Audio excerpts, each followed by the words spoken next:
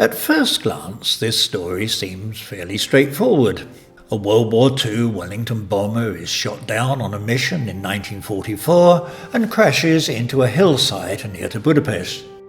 All but one of the crew are killed, and the record seems consistent and complete.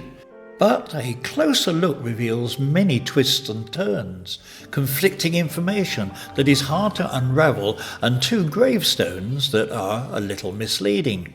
For instance, what are the son of a wealthy Czech Jewish family, a professor at a German university, the author of several books on nationalism that are still referred to today, a friend of a former Czechoslovak foreign minister, the father of an illegitimate son born to an MI5 officer, and the tail gunner on a Wellington bomber have in common?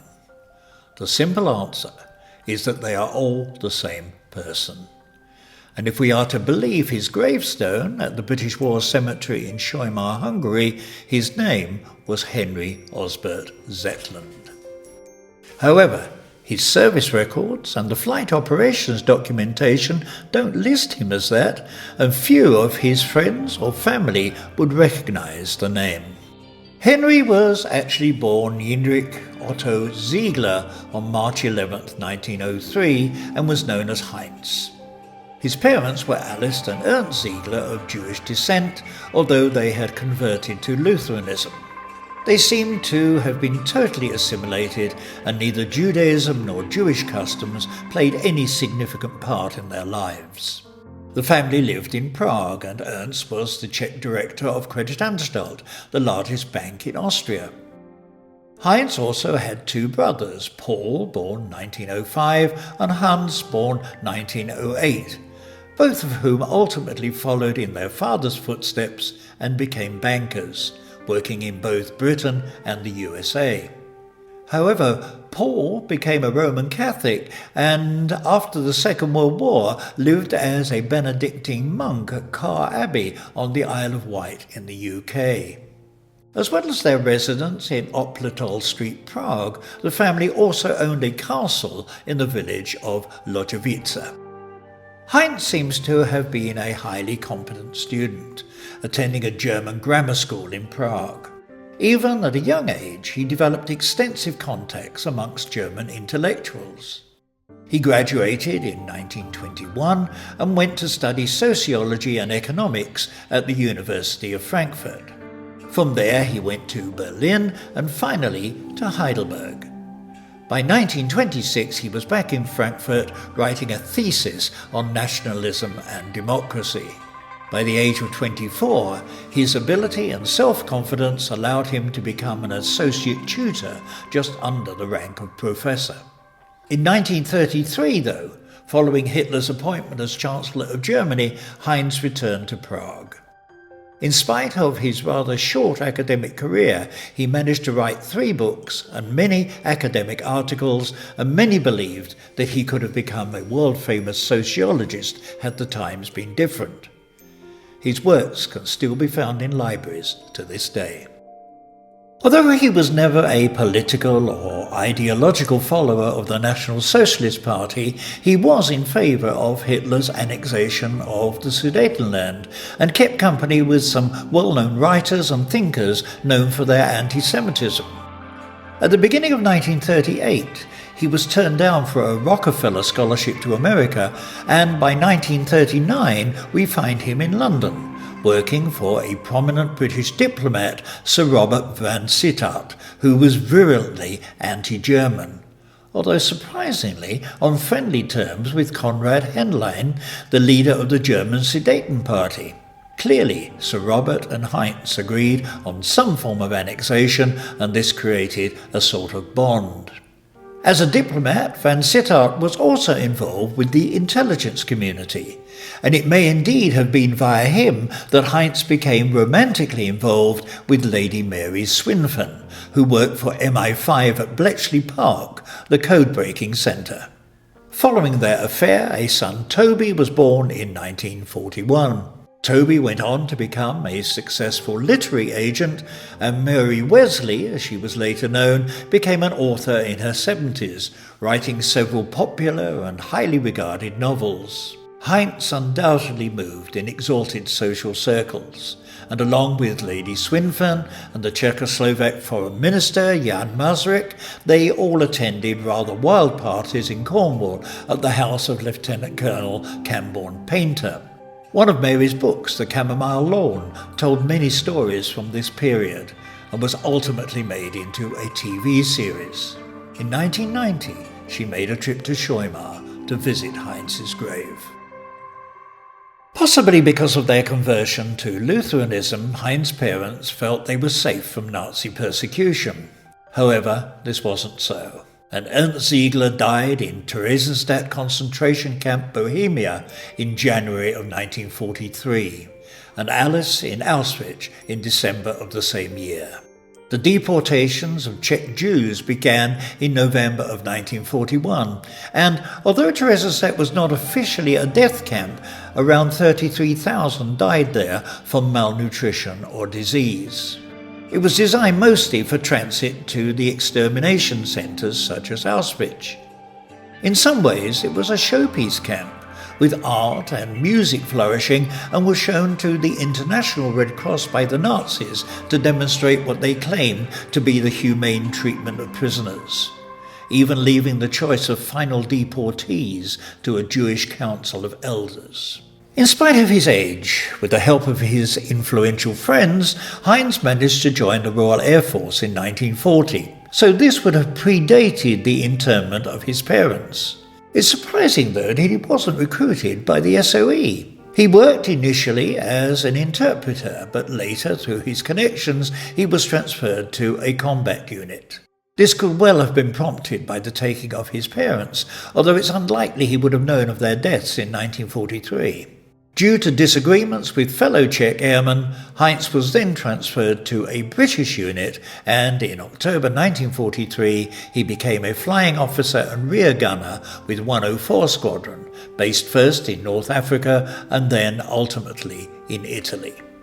Following the fall of the south of Italy to the Allies in 1943, 104 Squadron, along with many other RAF and US units, was involved in bombing missions on parts of the German war machine in occupied Europe, especially synthetic oil production and railway facilities.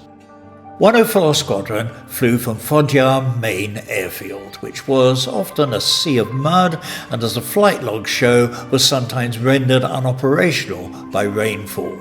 Accommodation, as with the other Allied airfields, was intense and the conditions were primitive.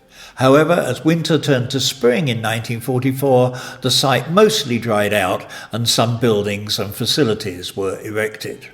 On the evening of the 4th of May 1944, 7 aircraft of 104 Squadron took off from Foggia, Maine. They joined a group comprising 64 Wellingtons and 6 Halifax bombers drawn from various airfields in the Foggia region. The target was at Arcos marshalling yards on the outskirts of Budapest. It had already been bombed during the day by the Americans, so we have daylight images of the targets. One of the bombers, LN-754, which took off 1 minute before the flight that Heinz was on, failed to locate the target.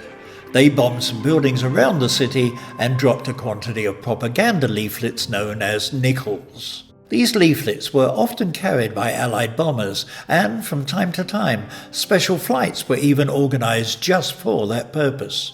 These examples, dropped over Hungary, encourage the population to surrender while there is still time, and this example is a safe conduct pass to be used by Axis soldiers when surrendering to the Allies. The crew of Wellington Bomber E. Edward JA512 were well used to these types of missions, and the core group of 5 usually flew together. In addition to Heinz Otto Zigler, the rear gunner, the regular crew comprised the pilot, Flying Officer Robert Avery, aged 21, the son of Frederick and Minnie Avery from Enfield, Middlesex. Unfortunately, apart from the fact that he was the pilot on all the recorded sorties, we know little about him. The wireless operator and air gunner was Sergeant William Augustus Jones. Thanks to help from his nephew, we have more about him. Known as Boyo, he was born on the 13th of February 1924 in the town of Mountain Ash in Wales. So was 20 when he died. From his service record, we can see that he enlisted in the Royal Air Force on the 8th of August 1941. His previous occupation was listed as a factory hand, and his height was given as 5 foot 6.5 inches. He had dark brown hair, blue eyes, and what was described as a fresh complexion. We also know that he attended Mountain Ash Grammar School, and his mother's written comments on the school's Remembrance Order of Service are indeed poignant.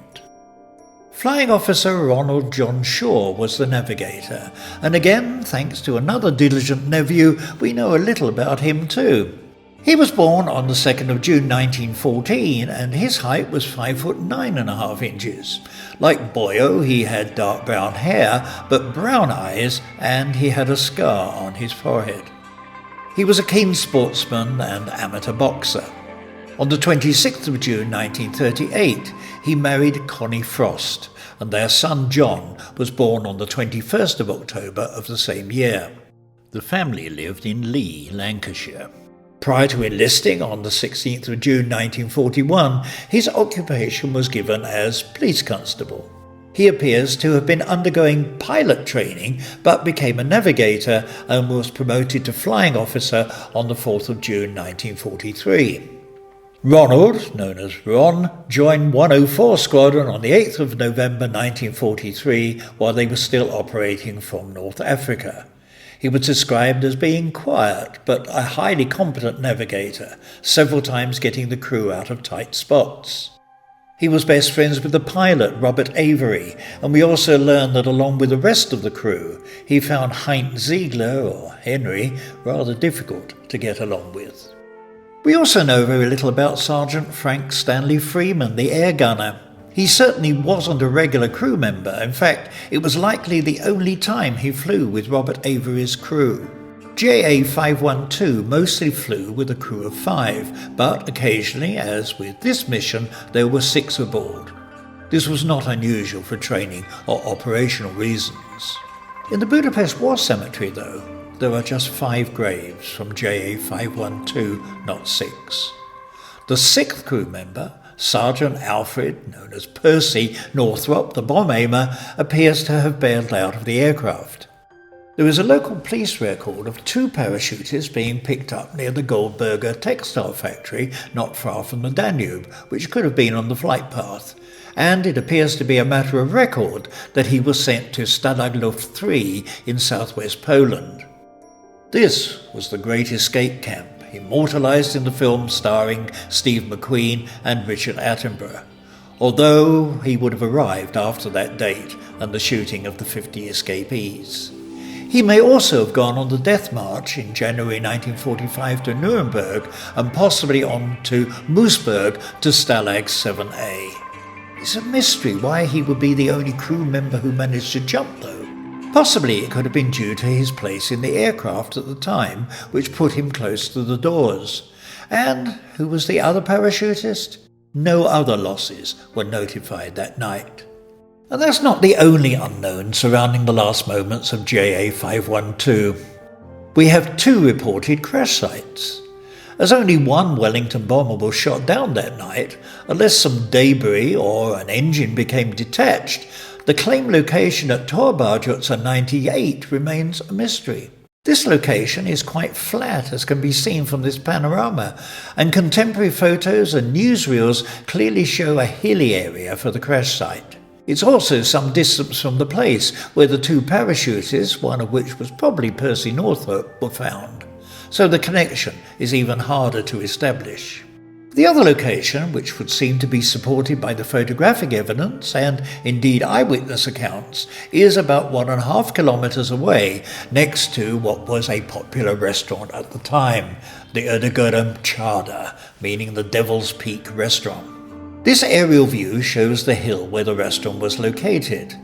Contemporary accounts also mention the location as being across the road from a mine entrance used as an air raid shelter, and the entrance is still visible today. The remains of the old access road to the restaurant are also to be found. Eyewitnesses who arrived on the scene at the same time as the army units described how the Wellington appeared from the direction of the Danube over nearby Schosch Hill. The devastation at the crash site was considerable, since it seems that the crew failed to drop their bomb load on the Rakos target, and therefore much of this exploded on impact, with the rest being spread around the area. This is again a matter of photographic record. Eyewitnesses claimed that the Wellington was accelerating as it struck the hill, suggesting that it was out of control. Due to the smell of smoke, they could navigate to the scene, and they found a downplane in the yard of a little house. Just one of the engines was more or less intact, again raising the possibility that the other might have landed at the Torbarge location. The plane fell onto the little house and destroyed it, and an old man who lived there suffered injuries. There were a number of such properties on the hillside surrounding the restaurant. An ambulance arrived at the scene after about half an hour, but they couldn't do anything. The plane was ripped into small pieces, probably due to the detonation of its own bomb load. They also stated that there were 5 charred bodies. This would further confirm that only one crew member jumped. The bodies of the crew were said to have been buried at the site by locals, and it is reported that they were reburied at the Rakos Keresturi National Cemetery. Some accounts suggest that all were buried in the same grave, and indeed the site at Shoimar is described as a communal resting place, so individual identification would otherwise have been difficult. If that was indeed the case, it would mean that the bodies were for a time buried near to the night's intended target, which in itself is somewhat ironic. This marker is, however, variously reported as being at the crash site or at the cemetery. Close examination of 104 Squadron's flight logs showed that the crew flew together at least 13 times, starting in November 1943. There were several raids on marshalling yards, harbours and troop concentrations, many of them in Italy. On the 3rd of April 1944, JA512 was also in action over Budapest, attacking the Manfred Weiss armaments factory on Chapel Island. This was the regular crew plus a Sergeant Banner. The rest of April was mostly taken up with harassment raids on various sites in Italy, including Leghorn, better known by its Italian name of Livorno. As the bomber group approached Budapest, the air raid sirens went off at 26 minutes past midnight. There were 64 Wellingtons and 6 Halifax bombers overhead. Casualty records from the raid suggest that between 3 and 9 people were killed and 31 injured. The Luftwaffe night fighter squadron from Wiener Neustadt, just over the border into Austria, was deployed on patrol around 22:50 that night. Flying Me-110s equipped with onboard radar, they encountered the bomber squadrons as they approached the Rakos marshalling yards. Only one aircraft, JA512, with Flying Officer Avery and his crew, was shot down.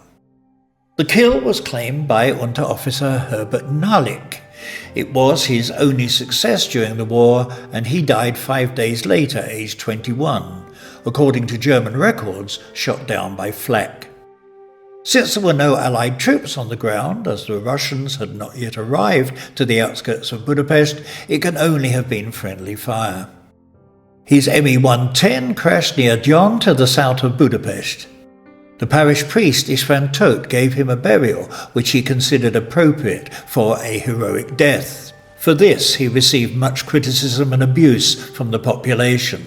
Ultimately, along with German and Hungarian dead from around 1400 sites in Hungary, he was reinterred at the German-Hungarian War Cemetery at Budaörs, ironically quite close to the crash site of JA512. And even here there's an anomaly. His resting place is a communal grave shared with several others, but his name is given as Herbert Nachlik. Since his dates of birth and death match the war record, it's almost certain we have the right person. The only Herbert Nachlik that features in the German war records is recorded as buried near Bremen. However, his town of birth is also given as Gleiwitz, so maybe there is a clerical error somewhere with someone confusing two adjacent entries. On entering the British War Cemetery at Scheumar, it's but a few steps before we encounter the final resting place of the 5 crew members of JA512.